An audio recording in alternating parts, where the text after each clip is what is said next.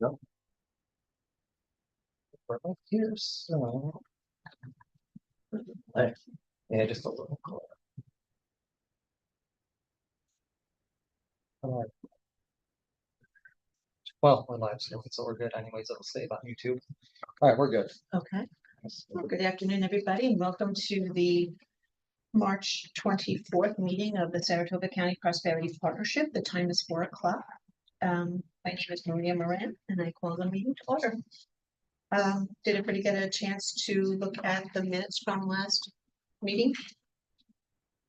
Would somebody like to make a motion to approve the minutes? So moved. Second. Second, thank you. All in favor? Aye. Any opposed? Thank you. Want to do a quick roll call? Oh, yeah. Justin Baker. Bill Barrett. Here. Steve Folger. Here. Eric Butler. Here. Sharon Connors. Jake DeVito. Rocky Ferraro. Here. Mark Hammond was excused. Riley Flint. Here. David Karpinski. Here. Maria Moran. Myself, I'm here.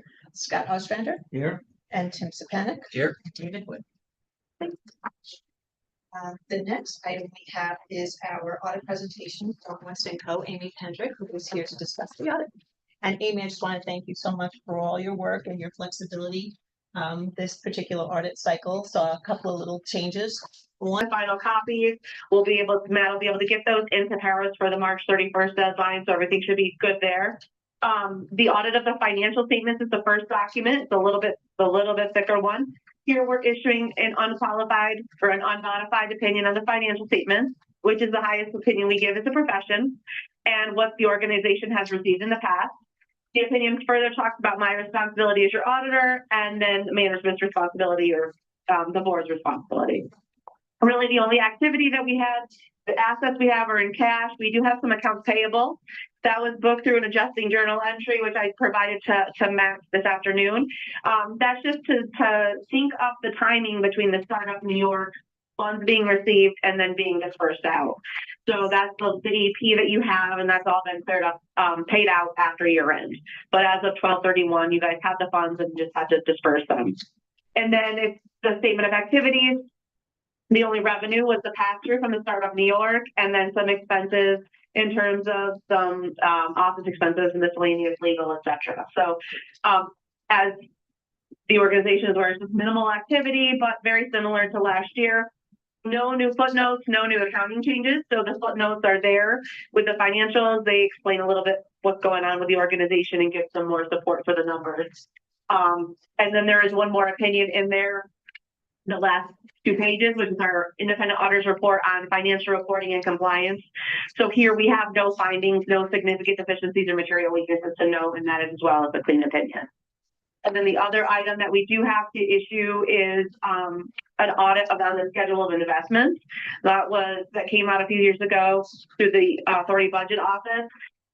We issue the same opinions, same clean opinions on the financials, same opinion in terms of the controls over financial reporting and compliance, no findings. But really, we're giving an opinion on a zero balance because you have no investments. But the information in the footnotes just gives you what the organization investment policy is.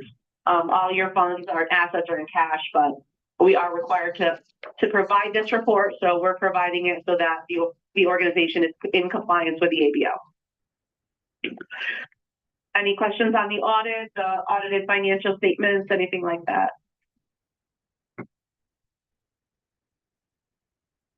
No, I think we're all good here, Amy. Thank you. Okay. Thank you. And if there are anything, is there anything that pops up? Matt has my contact info. And then the only other item that will be remaining would be the 990, which will be submitted by May 15th. And I'll get that out to Matt so he can provide to the board just for their review prior to filing, but that's not due until May. So. Sounds good. Thank you so much, Amy. Thank you all very much. Thanks, Amy. Thanks. Bye-bye. Bye. So then I guess what we need to do is ask for a motion to accept the financial statements. Accept it. Thank you, Rafi. All in favor? Aye. Any opposed?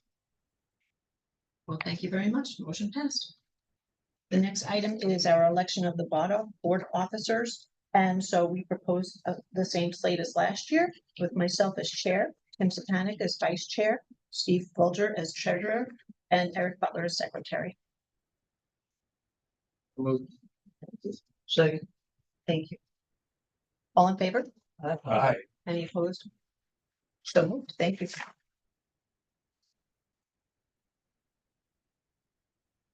And this item 6, the annual, what was that supposed to be the same as the audit report? Annual report, that's your. Oh, yeah, right? that's Yeah. the annual report that I'll submit to the ABO. So Great. that's So- treasurers. Right. So, Okay, yes, thank you. all right, treasurer's report, current bank account balance as of today, $159,601.47.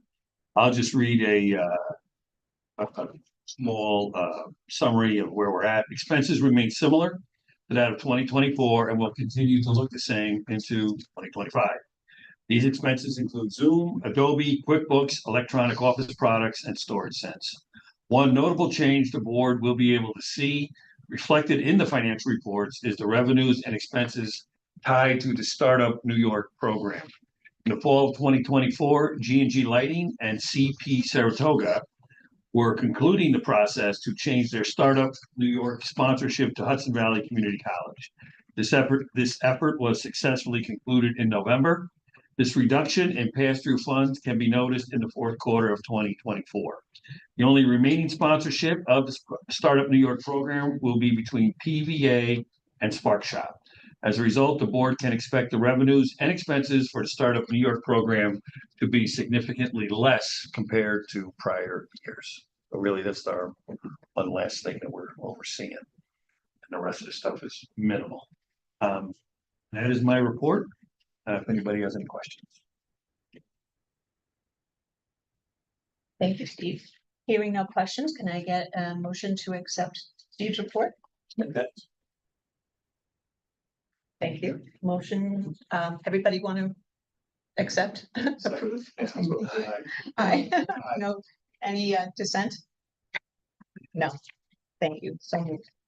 The next item is our annual report for 2024 that will. Yeah, so I have the memo attached here in our agenda. Pretty similar to the few years prior to this. Like Steve mentioned, operations are pretty much, winded down for the most part outside of routine office expenses.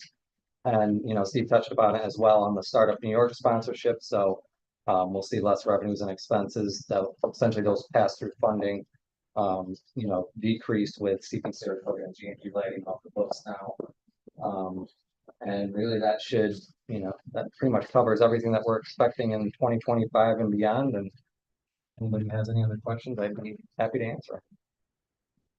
So, one question in terms of, not going to be talking about this later, but the startup agreement with PVA and Spark Shop, is that going to be removed also, or with? I think we're gonna work on that this coming year. So their current agreement is until 2026, but it does tie into that Okay. discussion item later on. Okay. No problem. Any other questions? Is there a motion to accept Matthew's report, annual report? Second. All in favor? Any not in favor? Thank you. So moved. The next item we have is our contract with Saratoga County, whereby we've had the contract for several years, obviously, and language has carried forward for all of those years. Reflecting a change in the fact that there are no employees at the partnership and therefore no health insurance, we are proposing that paragraph that briefly addresses those two items be stricken from the contract. Just so that it's very clear going forward what the partnership is doing and what the nature of the relationship between the partnership and the county is. So I would like to get a feel for what the board thinks about that. Questions, any ideas as to whether or not you'd like to do that? So we're just removing the language having to do with any employees or health insurance? Correct. We don't have any. Correct. Be the second paragraph on page 3. Can I get a motion to accept? So move. Okay, thank you very much. And are we all in favor? Okay, And that's any for the opposed? amendment. Yes, Yep. that's for the amendment, yes. And so therefore now we will vote on the contract itself without that language that we just voted to remove. If you've all had a chance to review that contract, we could get a motion to approve the contract between the county and the Prosperity Partnership. I'll make that. Thank you, Second. thank you. All in favor? Aye. Any opposed? So moved, thank you. Our next discussion concerns the county occupancy tax local law. This is just a discussion item, no vote is going to be necessary. Yeah, I can do this one. So this is, the Board of Supervisors, I believe it was last month, passed a resolution to adjust the occupancy tax, through the home rule process. So we'll have to go through our state representatives. Not entirely sure how long that process will take. But as part of that, we'll be looking to remove the portion of law 1202G, that, ties in the partnership and its allocation for the occupancy tax. So I just wanted to put that on everyone's radar. And if you want to add anything, if anybody has any questions, we can answer them. Any questions there?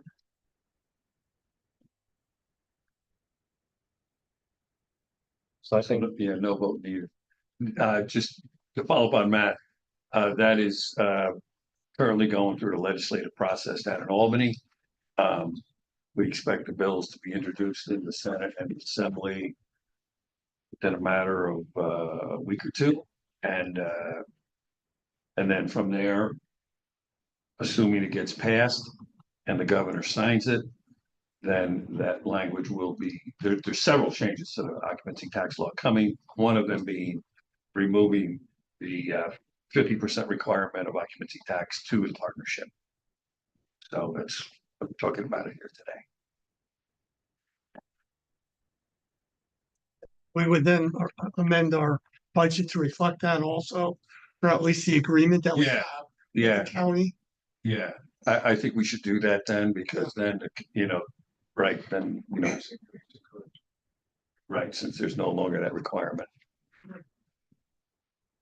And just so everybody knows too, the reason, so even though it is in state law that 50% of the occupancy tax goes to the partnership from the board or from the county, that is contingent also under the bylaws of this organization that we have to ask for the money. The county just doesn't send it to us. We have to actually request the county send us that money. We haven't done that over the last 3 years, 4 years, whatever it is, that we've been winding this down. So this will just take out that requirement, that language moving forward. So anybody has any questions on that? The reason why, just to kind of round out that conversation, Yeah. thank you, Steve. The reason why the partnership has not had to request the money from the county is that, as Steve had mentioned in his treasurer's report, expenses are very, very small. We have plenty of cash to sustain ourselves until, things wind down. So that is why. So that's for the benefit of the member. Any other questions or comments? Any other new business? Okay, then I will ask for a motion to conclude the meeting. Thank you. Everyone in favor? Aye. Thank you, everyone.